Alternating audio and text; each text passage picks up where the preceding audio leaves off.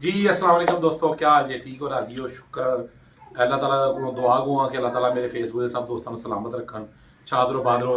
लो दोस्तों, जनाब है फिर दोस्त पुर्तगाल तो है तो जनाब उतो मेरे वास्ते खालस जैतून का आयल लैके आया। नज़दीक करके दिखाओ कैमरा, आयल सारा पढ़ाओ, कंपनी का कैमरा मार के ना सारा पढ़ाना थले तक पढ़िया जाए। है जनाब स्पैशल जैतून का आयल पुर्तगाल तो दोस्त लैके आया। और ना जनाब एक बहुत खूबसूरत जी ए देखो, नज़दीक ला के दिखाओ जनाब, ए वाज की कंपनी दिखाओ, घड़ी ना ए ना है जनाब।